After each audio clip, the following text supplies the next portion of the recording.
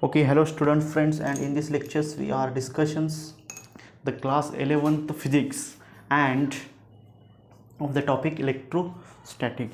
In the previous lectures we are discussing the electric dipoles, some dipole moments and some another factors in the electric dipoles. म्हणजे वेगवेगळ्या पद्धतीचे जे काही axis आहेत, lines आहेत, perpendicular lines आहेत, equatorial lines म्हणजे काय, ॲक्सिस लाईन्स म्हणजे काय, डायपोल मुवमेंट्स म्हणजे काय, अशा सगळ्या गोष्टी आपण शिकलेल्या आहेत. त्यानंतर आपण लास्टला एक फॉर्म्युला फाइंड आउट केलेला आहे to calculate the dipole movement, that is P is equal to Q into 2L. 2L it is the separated distance between two opposite charges, and Q it is the magnitude of that charges, and this P is dipole moments. And in these lectures we are discussing the another factors, but ते factor discussion करत असताना ते कशा act होत असतात, आपल्याला दोन non असलेले माहिती असलेल्या गोष्टीवर ते थर्ड गोष्ट आपल्याला शिकायचं म्हणजे couple acting.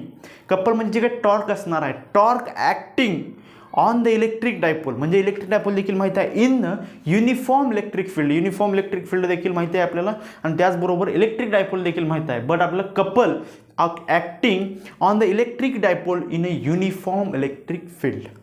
This heading will be take the couple acting. Couple म्हणजे टॉर्क असणार आहे, जे काय तुम्ही समजता ते कपल या ठिकाणी आपण डिस्कशन करणार नाही. Couple acting on electric field, couple acting on electric field, electric dipole, electric dipole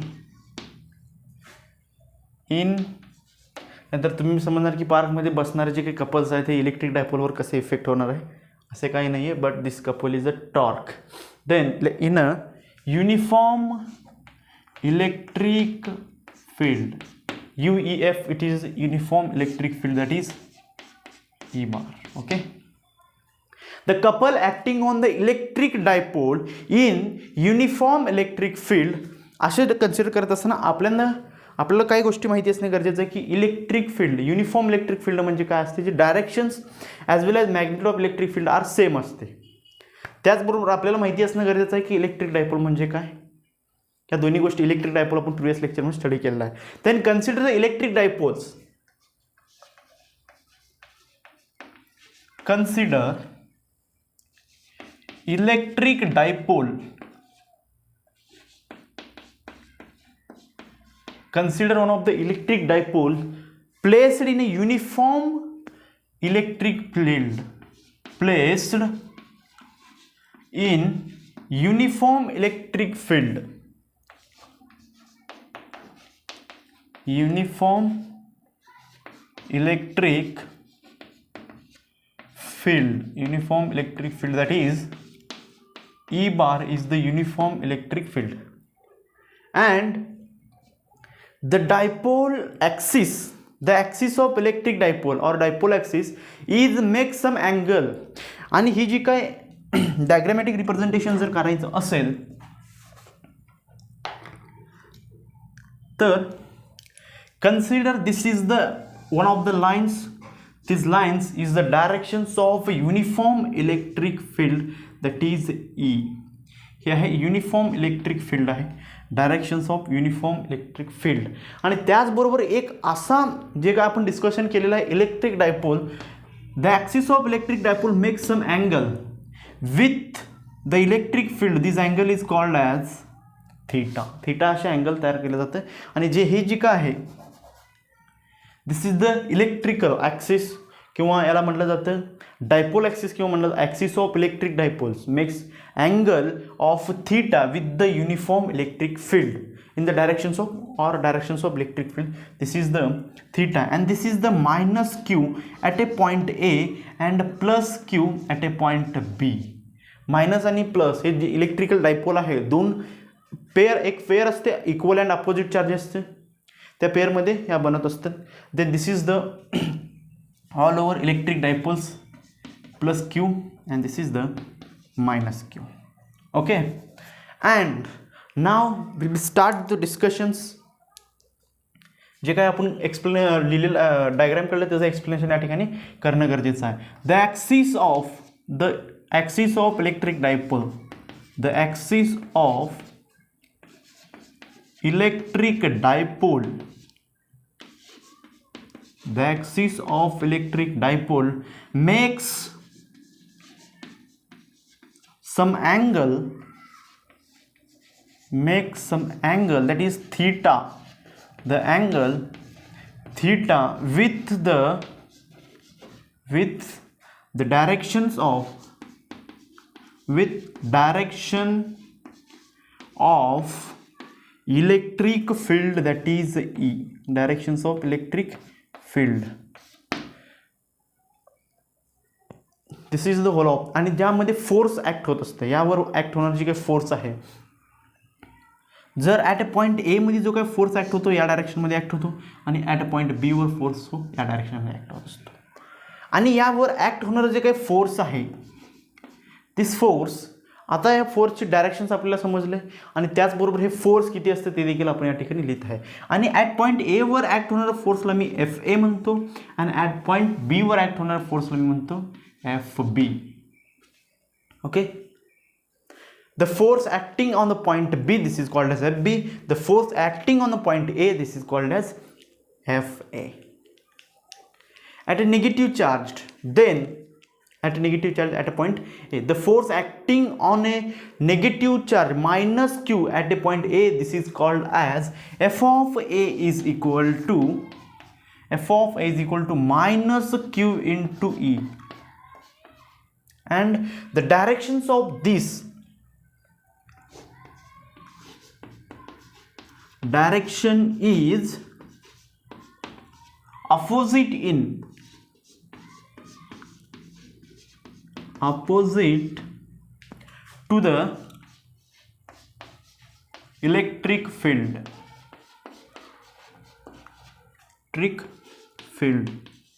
Opposite to the electric field. जे काही डायरेक्शन्स आहे, हे डायरेक्शन्स त्या इलेक्ट्रिक फील्डची डायरेक्शन तिकडे आहे, आणि अनदर डायरेक्शन म्हणजे opposite direction of electric field असणार आहे. Then another force, that is F B, acts on at a point B. At point B F B is equal to plus Q into E, is in the direction of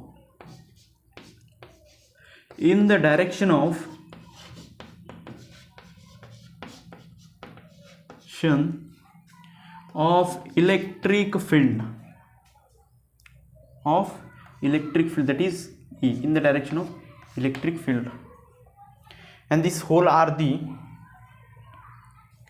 consideration. आणि जे काय आपण या ठिकाणी study केलं ते सगळ्या गोष्टी, जे डायग्रामॅटिक रिप्रेझेंटेशन स्टडी केलं त्या सगळ्या गोष्टी आपण या ठिकाणी एक्सप्लेन केलेलं आहे. तर एक युनिफॉर्म इलेक्ट्रिक फील्ड घेतलेलं आहे, ते युनिफॉर्म इलेक्ट्रिक फील्डला जे axis of the electric dipole आहे असं ठेवलेलं आहे, जेणेकरून थिटा इतका अँगल तयार व्हायला पाहिजे. आणि त्यावर जे दोन डिफरंट पॉईंटवर पॉझिटिव्ह चार्ज आणि निगेटिव्ह चार्जवर जे काय तयार होणारा फोर्स आहे at point A and B are F A and F B are in the directions of opposite and in the directions of same with the electric field respectively. And we know that the moment of couple, त्याचबरोबर हे जे काही आपल्याला दिसत आहे की right hand साईडचे जे काही इक्वेशन्स आहे, जर आपण फक्त पॉझिटिव्ह आणि निगेटिव्ह जे ऑपोजिट चार्ज कन्सिडर न करता फक्त त्या चार्जचं मॅग्निट्यूड जर कन्सिडर केला तर Q it is the magnitude of charges. जर क्यू मॅग्निट्यूड ऑफ चार्जेस असेल तर magnitude of both forces, the force at a point B and force at a point A is the same, then the direction will be opposite, किंवा the charges will be opposite. Then we write the f of a is equal to minus of f of b. The magnitude will be same but opposite charge, यामुळे काय झालेलं आहे, minus sign use झालेला आहे. And याला म्हणायचं equation number 1. This is called as equations 1. And the next point, moment. The moment of couple is called as torque. The moment of couple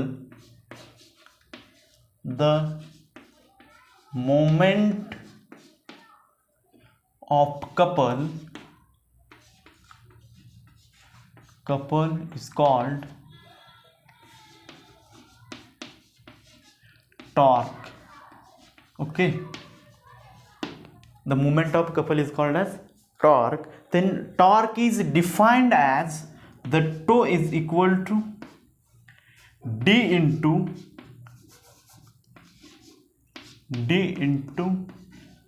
f.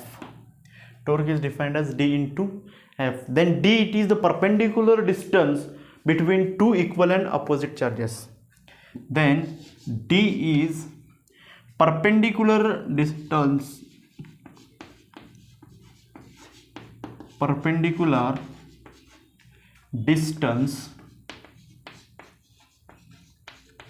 of equal and opposite charges. Equal and opposite charges to opposite forces. Equal and opposite forces.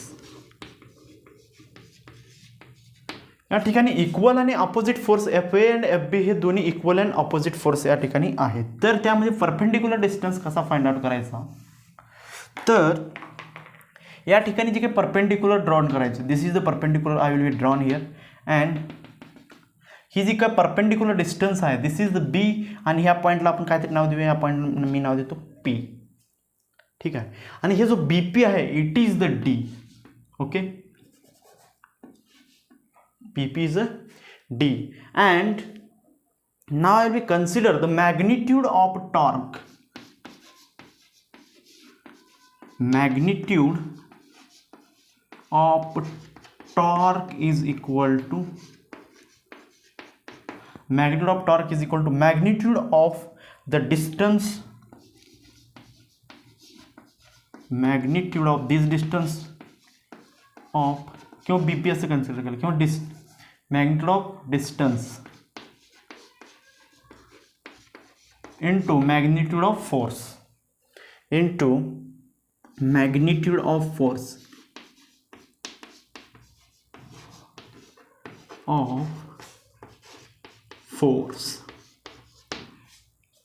into magnitude of force. Then I will be write the magnitude of both. म्हणजे आपल्याला magnitude of torque consider करायचं असेल तर magnitude of torque that is tau is equal to magnitude of torque tau is equal to जे काय magnitude distance आहे that is B P into magnitude of force.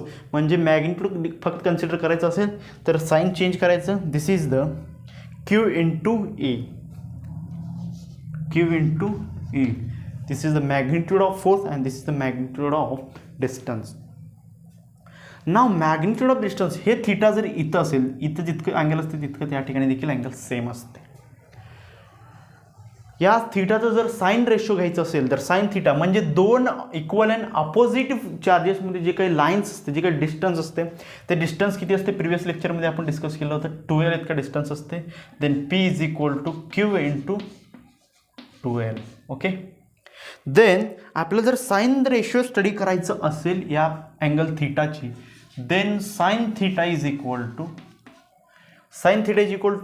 Opposite side upon hypotenuse. Opposite काय असणार आहे, BP divided by hypotenuse काय असणार आहे, 2L असणार आहे. जर BP असं जर समजायचं, BP कॅल्क्युलेट करायचं असेल तर या ठिकाणी मी काय करणार, 2L ने मल्टिप्लाय करणार विथ द साइन थीटा. म्हणजे BP is equal to 2L sine theta. म्हणजे या ठिकाणी मी BPच्या जागी 2L साइन थीटा यूज करू शकतो. Then torque tau is equal to 2L sine theta into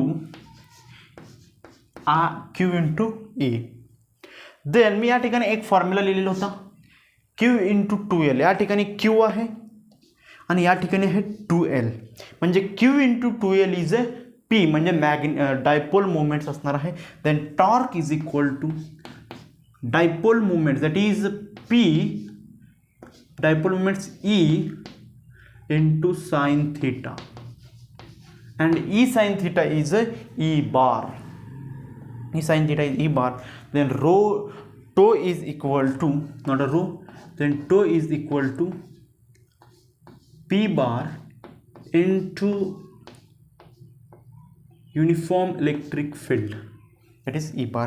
And this is the most important equations for the calculating one of the problem in the same lectures. आजच्या लेक्चरमध्ये आपण problem calculate करणार आहे. तर या इक्वेशनला मी star equations सांगतो. Then consider करा ह्या अँगलबद्दल आपण डिस्कशन करायचं आहे थोडंफार. ठीक आहे. जर हा अँगल एक्झॅक्टली परपेंडिक्युलर असेल म्हणजे जो काही dipole axis axis of electric dipoles म्हणजे ॲक्सिस ऑफ जे काही इलेक्ट्रिक डायपोल आहे ते जर exactly perpendicular to the directions of the uniform electric field असेल तर काय होणार आहे ते आपण या ठिकाणी थोडासा डिस्कशन्स करणार आहे. Then the angle between the theta angle between the dipole axis of electric dipole and directions of electric field is 90 degree. जर परपेंडिक्युलर असतील तर दोन्ही theta is equal to 90 degree असेल तर या ठिकाणी आपण हा इक्वेशन्स यूज करायचा आहे. Then tau is equal to into E इतका व्हॅल्यू असणार आहे. कसं जर sine 90 is equal to sine of 90 degree is equal to 1 आणि या ठिकाणी साइन थीटा जागी जर 1 ठेवला असेल तर येणार व्हॅल्यू म्हणजे हे जी व्हॅल्यू असणार it is the maximum. This is the maximum.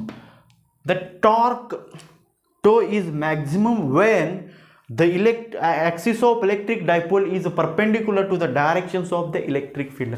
Electric फील्डच्या डायरेक्शनला जर परपेंडिक्युलर असेल तर जे काय येणार टो आहे इट इज अ मॅक्झिमम असणार आहे. आणि we are remember is this conditions.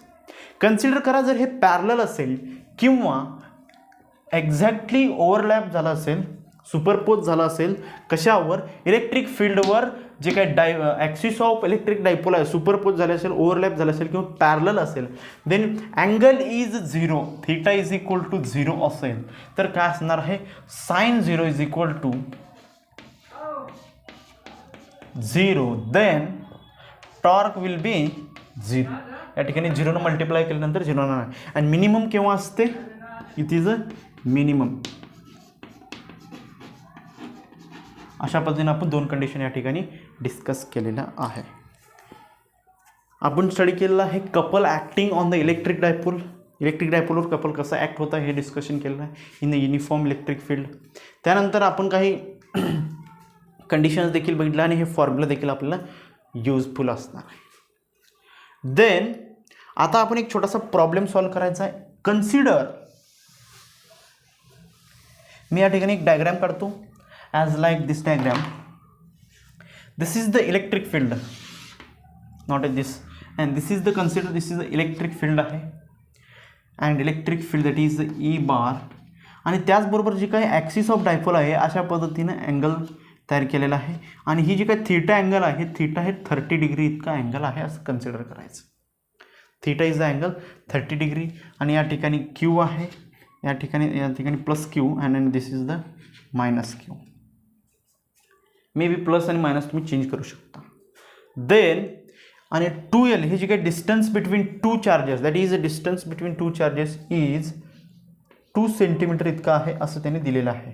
Distance between two charges is 2 centimetre इतकं दिलेलं आहे. त्याचबरोबर इलेक्ट्रिक फील्ड जे काय आहे and given that is 2L is equal to 2 centimetre दिलेलं आहे. त्याचबरोबर या ठिकाणी अनदर एक टर्म दिलेला आहे theta is equal to 30 degree and electric field that is 10 newton per coulomb 10⁵ newton per coulomb 10⁵ newton per coulomb या ठिकाणी दिलेलं आहे. अँड अनदर पॉईंट या ठिकाणी टॉर्क देखील दिलेलंच आहे. Torque is equal to 10 into √3 या ठिकाणी देखील 10च कन्सिडर करू √3 निग्लेक्ट करायचं आपल्याला न्यूटन मीटर. तर आपल्याला कॅल्क्युलेट करायचं आहे नेट चार्जेस किंवा magnitude of charges. Magnitude of charges calculate करण्यासाठी हा फॉर्म्युला आपल्याला यूज करावा लागेल. या ठिकाणी आपल्याला चार्जेस आहे तर हा फॉर्म्युला यूज करून आपण या ठिकाणी हा व्हॅल्यू फाइंड आउट करू शकतो मॅग्निट्यूड ऑफ चार्जेस. तर हे व्हॅल्यू फाइंड आउट करण्याच्या अगोदर आपण जे दिलेले क्वेश्चन्सकडे थोडासा नीट काळजीपूर्वक जर लक्ष दिला असेल तर या ठिकाणी 2L दिलेला आहे, हा डिस्टन्स दिलेला आहे, त्याचबरोबर अँगल दिलेला आहे आणि इलेक्ट्रिक फील्ड टॉर्क दिलेला आहे force acting, another is Q find out करायचं आहे. बट जे काही सगळ्या ज्या व्हॅल्यूज दिलेल्या आहेत ते प्रत्येक व्हॅल्यू आपल्याला पहिल्यांदा कन्सिडर करायचं की प्रत्येक व्हॅल्यू एका सेम फॉर्मॅट ऑफ युनिटमध्ये दिलेलं आहे का. हे एस आयमध्ये दिलेलं आहे, हे एस आयमध्ये दिलेलं आहे, हे तर आपल्याला फाइंड आउट करायचं, एस आयमध्ये काढायचं, हे देखील एस आयमध्ये. बट ही जी व्हॅल्यू आहे ही एस आयमध्ये न देता एक सी जी एस म्हणजे कुठल्या तरी अनदर फॅक्टरमध्ये दिलेला आहे, बट याला कन्वर्ट करावं लागेल एस आय युनिट्समध्ये. अँड हे अशा पद्धतीने आपण एस आय युनिट्समध्ये कन्वर्जन्स करून घेतलेलं आहे 10⁻². आणि ह्या सगळ्या गोष्टी कन्वर्जन करून झाल्यानंतर आपण फॉर्म्युला यूज करायचा आणि त्या फॉर्म्युला यूज करून आपल्याला व्हॅल्यू फाइंड आउट करायचा. Then torque tau is equal to that is 2L sin theta into Q into E. आपल्याला क्यू फाइंड आउट करायचं, त्यामुळे मी काय करतो क्यू लास्टला ठेवतो. देन 2L दिलेला आहे, साइन थीटा आपल्याला काढायचं आहे, थीटा माहिती आहे sine 30 degree, theta is equal to 30 degree, then sine 30 degree is equal to 1/2, sine 30 degree is equal to 1/2. Then torque दिलेला आहे 10, this is the 10 is equal to 2 into 10⁻² into 1/2 into 10⁻+5 into Q, 10⁻+5 into q. Then these two will be cancelled and 10⁻² into 10⁻+5, that is a 10⁻3. 10 is equal to q into 10⁻3 and q is equal to 10⁻3. This is the value and I will be write in the form of units. Q is equal to 10⁻3 coulomb, that is C. We will be find the magnitude of the charges is 10⁻3. अशा पद्धतीने एक छोटासा problem यावर solve केलेला आहे. दिस आणि हे जे काही 2-3 इक्वेशन्स आहेत हे खूप इम्पॉर्टंट इक्वेशन्स आहेत, त्याचबरोबर ही कंडिशन देखील आपण या ठिकाणी स्टडी केलेलं आहे. या 2-3 इम्पॉर्टंट इक्वेशन्स आपण लक्षात ठेवायचं आहे. त्याचबरोबर हे जर दिलेलं असेल कन्सिडर करा. आता आपल्याला काय काय माहिती आहे, चार्जेस आपण फाइंड आउट केलेला आहे, ठीक आहे. Net magnitude of charges find out, आपल्याला फाइंड आउट करायचं इलेक्ट्रिक डायपोल्स. इलेक्ट्रिक डायपोल जर फाइंड आउट करायचं असेल किंवा डायपोल मोमेंट जर फाइंड आउट करायचं असेल तर पी या ठिकाणी ब्रॅकेटमध्ये मी डायपोल मोमेंट्स फाइंड आउट करणार आहे. Then P is equal to Q into 2L, Q into 2L. Then P is equal to, then P आपल्याला फाइंड आउट करण्यासाठी पहिल्यांदा 2L जी काही व्हॅल्यू आहे 2 इंटू 10⁻² इंटू जी काही व्हॅल्यू ऑफ क्यू आहे 10⁻³ ना, हां 10⁻³ then P is equal to 2 into 10⁻5 coulomb metre. आपण पी देखील या ठिकाणी फाइंड आउट केलेला आहे. पी फाइंड आउट केलेलं आहे, त्याचबरोबर इलेक्ट्रिक फील्ड आहे, आपल्याला टॉर्क देखील काढता येते आणि या दोन्हीचं इंटरलेशन्स घेऊन आपण फाइंड आउट करायची की टॉर्कची जी काही व्हॅल्यू आहे ती हीच व्हॅल्यू, टॉर्कची व्हॅल्यू 10च येते का, असं जर फाइंड आउट करायचं असेल तर आपल्याला या व्हॅल्यूवरनं जर हे काढलेलं आहे. परत आपण थोडासा यूज करायचा, थोडासा खेळायचा फॉर्म्युलासोबत, that is P bar into E. Then P bar जे आहे 2 इंटू 10⁻³ अँड ई जी काय आहे या ठिकाणी ई दिलेलं आहे 10⁻5 into 10⁻³ then torque tau is equal to 2 into 10⁻². हां चेंज, ठीक आहे. अशा पद्धतीने आपण थोडासा फॉर्म्युला सिम्प्लिफिकेशन्स करायचा ट्राय केलेला आहे. Okay, in the next lectures we are studying 2 cases in this contents.